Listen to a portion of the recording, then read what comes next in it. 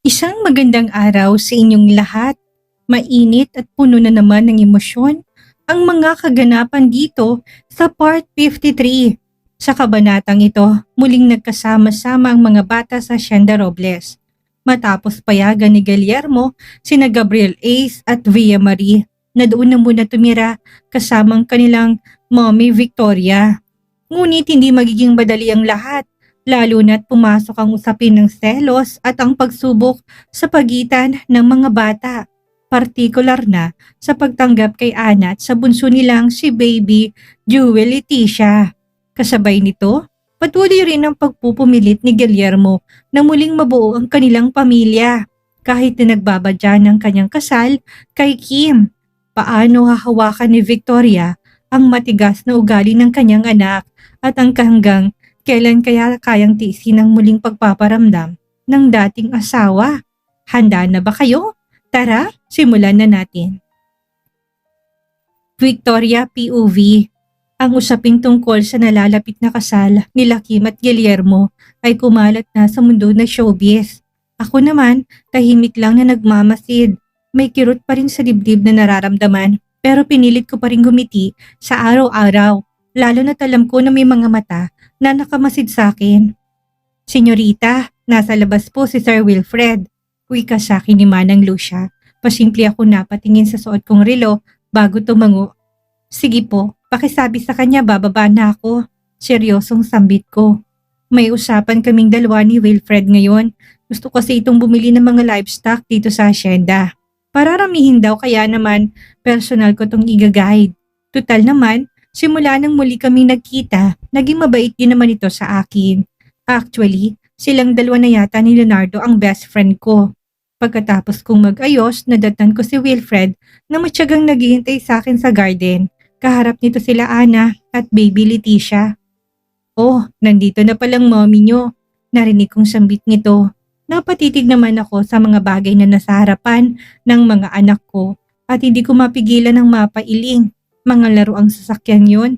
Di kuryente at pwedeng sumakay ang dalawang bata at alam ko na medyo pricey din.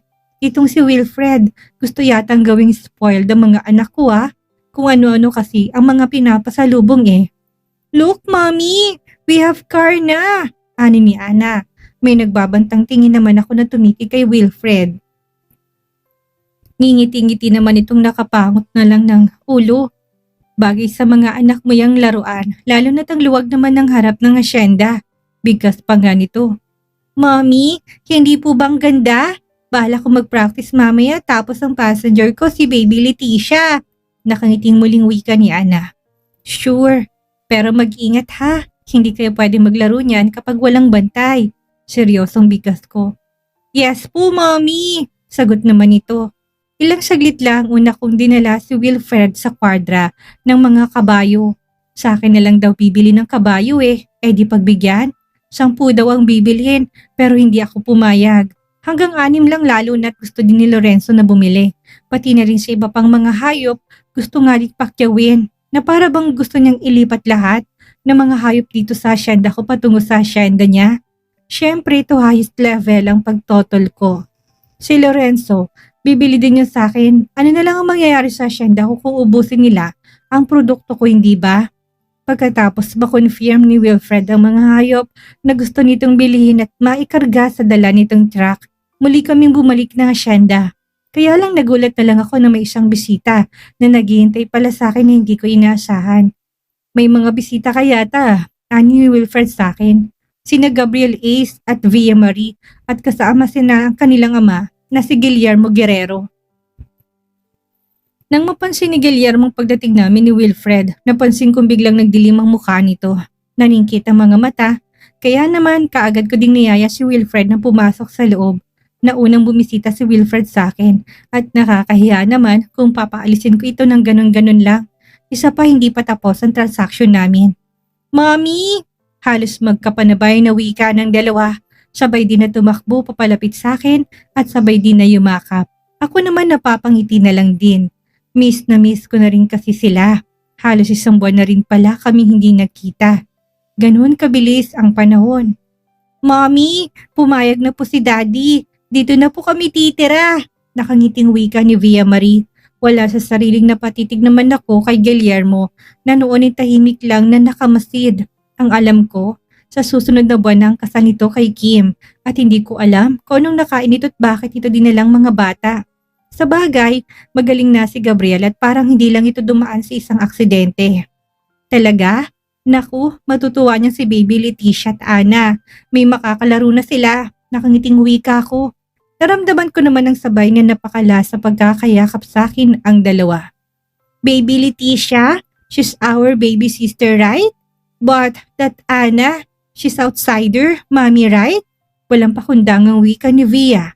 Before she's outsider pero ngayon hindi na. Anak ko na rin si Ana, nakangiting sagot ko. Sa kauna-unahang pagkakataon, napansin kong biglang napasimangot si Via na para bang hindi to masaya sa naging sagot ko. Kaya lang she's just a kid, eka nga. Baka naman nagsiselos lang sa presensya ni Ana. Pero kung dito na to titira sa mansyon, wala rin naman tong magagawa kung hindi sundin ang nais ko. Ako ang bata sa asyenda na to at kahit na ayaw nito, kailangan nilang sumunod sa akin. At kahit na anak ko pa si Via, hindi pwede sa akin ang spoiled brat nitong pag-uugali.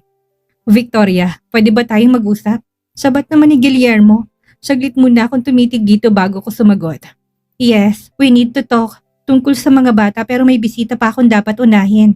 Seryosong sabit ko sabay baling ng tingin kay Wilfred na noon ay tahimik lang sa tabi ko. May mga bagay pa ba na mas importante kumpara sa mga anak natin? Seryosong wika naman ni Guillermo sa akin. Tignan mo yung taong to, ang kapal na mukha para pakialaman ang desisyon ko. Naghahanap ba ito ng gulo? Guillermo, mas nauna ko nagbibisita si Wilfred. Kung hindi ka makapaghintay, pwede ka namang umalis eh. Yamot ko rin naman na sagot dito. Pagkatapos noon, hinila ko si Wilfred patungo sa may gazebo. Narinig ko pang pagtawag ng kambal pero nginitian ko lang. Sinabi ko na may bisita pa ako at babalikan ko sila kapag tapos na kaming mag-usap ni Wilfred. Business is business. Pero alam kong mga anak ko sila ni Via at Gabriel. Pero syempre, uunahin ko na munang entertain ang naunang dumating para hindi naman nakakahiya dito kay Wilfred. Nandito yata ang ex mo ha? Palagi ba siyang dumadalaw sa'yo? Tanong ni Wilfred sa akin. Kaagad din naman ako umiling. Ngayon lang? Masama ang tingin eh. Parang galit at gustong manakit. Nakangising itong sagot. Hindi ko naman mapigilan ng matawa. Hayaan mo siya. Busy pa ako kaya naman hayaan mo siya maghintay. Siya nga pala, back to business. Completed na ba ang setup ng poultry mo? Mga tauhan ko na lang magde-deliver ng mga manok sa farm mo para maituro din namin sa inyo kung anong tatamang gawin. Seryosang wika ko dito. Kaagad din naman itong tumango. Yeah, ready na pero kailangan mo pa rin makita ng personal ang lugar. Kailan ka ba available? Tanong naman ito sa akin. Saglit ako nag-isip bago sumagot. I think bukas ng umaga, basta tatawagan na lang kita. Si Leonardo din kasi, balak niyang pumunta dito bukas eh. Hindi lang ako sure kung anong oras or matutuloy ba. Seryosong sambit ko. Kung ganun, babalik na lang ako bukas ng umaga dito. Suggestion naman ito. Kung hindi ka busy, bahala ka. Sagot ko din. Well, it's a deal na. Siya nga pala, I have to go. Baka bumulagta na ako dito sa kinupuan ko sa sakit kung paano makatingin ng ex mo. Pabiro nitong wika. Hindi ko naman mapigilan ng mapataas ang kilay.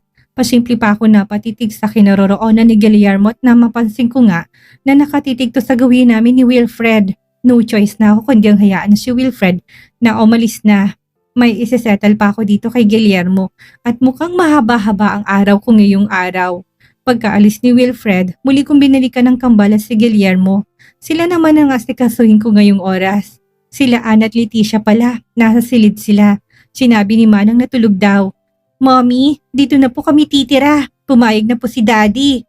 Ani Via sa akin. Hindi ko naman mapigilan ng mapangiti. Matagal kong pinangarap na makasama sila sa isang bahay. Gusto ko rin silang alagaan ng personal at ang desisyon ni Guillermo na dito na muna sa akin ang kambal ay pabor sa akin. Talaga? Well, welcome home mga anak. Nakangiting sambit ko. But dito daw pong Ana na yun nakatira eh. Ani ni Via. Yes, dito na siya nakatira at magiging kapatid niyo na rin siya. Nakangiti na sambit ko. And maliban kay Ana, may isa pa kayong baby sister. Teka lang, bakit ayaw mo ba kay Ana? Mabait na bata siya kaya dapat naituring niyo din siyang kapatid. Hindi naman nakasagot si Via, pero huling-huli ko kung paano to sumimangot. Mag-uusap muna kami ng daddy mo, and later, formal na kayong ipapakilala sa baby sister nyo, and kay Ana na din, bigas ko. Tumango si Gabriel pero si Via, hindi man lang umimik. Something wrong sa ugali ng anak ko at dahil i-give up na yata ni Guillermo ang custody sa akin, kailangan ko yata na medyo mahaba-habang pasensya para i-handle ang ugali ni Via. Congratulations sa nalalapit mong kasal. Pauna kong wika kay Guillermo. Nandito kami sa gilid ng malawak na swimming pool ng mansyon. Mula sa kinatatayuan namin, tanaw namin ang kambal na noon ay seryoso din na nag-uusap. Victoria, ikaw pa rin ang mahal ko. Pumayag ka lang na magpakasal sa akin. Iiwan ko si Kim. Bigkas nito na labis ko ikinagulat. Maybe nababaliw na naman siya at ayaw kong gamitin ako nito sa kabaliwan nito. Guillermo, nababaliw ka na nga siguro. Pumasok ka sa isang bagay na hindi mo naman pala kayang panindigan. Come on, buntis na si Kim. Marry her. Gusto mo bang matulad ang anak ninyo sa anak natin na lumaki sila na walang kumpletong pamilya? Seryosong tanong ko dito. Napansin ko namang natigilan to. Nag-iwas ng tingin sa akin bago muling nagsalita. Hindi mo na ba ako mahal? Ayaw ko rin namang mabuo ang pamilyang ito, Victoria. Guillermo, matagal na tayong tapos. Ang nag-uugnay sa ating dalawa ay ang mga anak na lang natin. Kaya kita kinakausap ngayon dahil sa kanilang at wala nang iba. Ayaw ko nang pag-usapan ng tungkol sa personal nating mga damdamin. Now, dinala mong mga bata dito sa asyenda. Anong gusto mong mangyari? Seryosong tanong ko. Siguro nga hindi mo na ako mahala. Wala ka natitirang pagmamahal sa akin, kaya ka ganyan. Fine, gusto nila Via na dito na muna sila tumira. Gusto ka rin kasi nilang makasama eh. Seryoso nitong sambit. Okay, pero gusto kong sa araw ng kasal namin ni Kim nandun sila. Hindi pwedeng wala sila. Then, pwede mo naman silang sunduin, hindi ba? Awkward naman siguro kung a-attend ako sa kasal mo. Malamig ang boses na sagot ko. Wala akong pakialam kung ano man ang desisyon nitong si Guillermo sa buhay nito, lalo na't sanay na din naman ako sa bilang pabago-bago ng takbo ng isip nito. Nang mapansin ko na halos wala nang masabi si Guillermo, nagpasya na din ako muling balikan ng kambal. Itinuturo ko sa kanilang magiging silid nila. Si Guillermo naman nanatili sa garden. Hihintayin daw niya na magising si Leticia para masilayan ito. 10 years old na ang kambal at dahil marami namang silid dito sa mansyon, nagpasya akong paghiwalay na sila ng kwarto. Mabuti na lang at kahit papaano pumayag din ang mga to. Ito ang magiging kwarto ko, Mom? Excited pang tanong ni Via Marie sa akin. Kaagad din naman akong tumango. Yes, nagustuhan mo ba? Ang kambal mo si Gabriel ay sa kabila lang. Malalaki na kayo't dapat nang nahiwalay kayo ng room. Yes po, Mommy. Gusto ko po yung ganito. Hiwalay na kami ng kwarto ni Gabriel. Sagot din naman kaagad ni Via. Tumalon pa nga ito ng kama at padapang nahiga. Ngiti-ngiti akong pinagmamasdan nito at ilang saglit lang niyaya ko na si Gabriel sa kabilang kwarto kung saan nakikita ko naman sa mga mata nito na nagustuhan din nito ang design ng bagong silid. Thank you, Mommy! Wika pa nga nito sa akin. Nagustuhan mo ba ang bagong mong room? Tanong ko dito. Opo, gusto ko po. Gustong gusto ko. Sagot nito. Gabriel, wow, ito yung room mo. Sabat naman ni Via. Hindi ko akalain na sumunod pala to sa amin. Yes, maganda 'di ba? May place and privacy na ako sa mga personal ko mga gamit. At mula ngayon, ayaw ko nang basta ka na lang pumapasok sa kwarto ko ha. Sagot naman ni Gabriel sa kakambal. Muli akong napangiti. Ilang taon na lang ang bibilangin at dalagat binata na sila. Kay bilis talaga ng panahon. Imagine, hindi man lang sila lumaki sa akin, at least makakasama ko na rin sila. At masaya na ako doon. Mommy? Wala sa sariling napalingon ako nang mula sa pintuan ay tumawag sa akin. Nang makita ko si Baby Leticia at Ana ay napangiti ako. Oh, Ana, come here. Tamang-tama ipapakilala kita kina Gabriel at Via. Nakangiting sambit ko. Via, Gabriel, si Baby Leticia. Siyang sinasabi kong bunso niyong kapatid. Si Ana naman, kapatid niya na din siya. Hi, Baby Leticia. Wika naman kaagad ni Gabriel. Nilapitan nito si Leticia pero yumakap lang ito sa bewang ni Ana. Halatang hindi komportable sa mga bagong mukha nang nakikita. No, ate-ate! Wika nito sabay tigala kay Ana. Kaagad din naman akong napalapit. Baby, sila ang ate at ang kuya mo. Say hi, malambing kong bigkas. Kaya lang, umilin lang si Leticia at sumubsubto sa tiyan ni Ana. Hindi na ako nagugulat sa ganitong eksena. Malapit talaga si Leticia kay Ana kasi magkasamang dalawa sa isang silid. Baka naman kasi mapapel, kaya ayaw maghilo sa amin ng kapatid namin. Biglang sambit ni Via. Mabilis akong napatayo at seryosong hinarap si Via. Matalas na talagang dila nito na siyang dapat kong ituwid bilang ina nito. Ang akala siguro ni Via ay sa kanila lang umiikot ang mundo. Kailangan nitong maintindihan at kailangan nitong matuto na makisama sa mga tao na sa paligid nito. Via, huwag kang magsalita ng ganyan. Of course, hindi pa kayo kilala ni Leticia kaya ganyan siya. Seryosong wika ko. But mommy, totoo naman pong sinabi ko eh. Kapatid namin si Leticia pero ayaw niyo sa amin. Gid nito. Just because hindi niya kayo kilala. Pero huwag kayong mag-alala guys. Makikilala din kayo niyan. Lalo na't dito na kayo titira, hindi ba? Nakangiting sambit ko. Kaya lang kaagad din naman na sumimangot si Via. Si Gabriel naman hinawakan ang maliit na balikat ni Leticia. Pilit na kinukuhang loob ng bunsong kapatid pero wala talaga eh. Ayaw na nitong humarap at nakasubsob pa rin kay Ana. Okay, sige na. Ipapaakyat ko mga gamit nyo at may mga kasambahay na tutulong sa inyo sa pag-aayos ng gamit. Babalikan ko ang daddy nyo sa garden para ipakilala din sa kanyang kapatid ninyo. Seryosong bigkas ko. Alam ko na hindi ko mapipilit ang kambal na tanggapin si Ana bilang kapatid nila pero wala na silang magagawa. Si Ana ay legal ko ng inampon at isa pa, mas sweet ito kumpara sa lahat. Kasama si Ana, bumaba kami patungo sa garden. Nadatnan namin si Guillermo na may kausap sa cellphone. I told you, wala ako dyan sa Manila. Hindi ba't ikaw lang may gusto sa lintik na kasal na yan? Alam mong busy ako. May mga anak na dapat isikasuhin. Kaya pwede ba Kim? Stop it! You're out of the line. Mataas ang tono ng boses ni Guillermo. Sa kausap nito sa cellphone kaya napatigil ako sa paglapit dito. Kaya lang napabaling ang tingin nito sa akin at nang mapansin nito ng presensya ko. Basta na lang nitong tinapos ng pakikipag-usap nito na alam kong si Kim na nasa kabilang linya. Victoria, siya na ba? Kung kanina, galit at pagkadismay ang nakikita ko habang kausap nito si Kim sa cellphone ay kabaligtaran naman ngayon. Malambot ang ekspresyon ng mukha nito, nakatitig kay Leticia, kaya naman kaagad ko na ring sinagot ang tanong nito. Yes, siya na, ang bunso natin. Si Jewel Leticia. Hindi na ako nagulat pa na mas lalong lumapit si Guillermo. Hinaplos ang pisngi ni baby Jewel Leticia at ilang saglit lang mahigpit nitong niyakap. Baby, I'm sorry.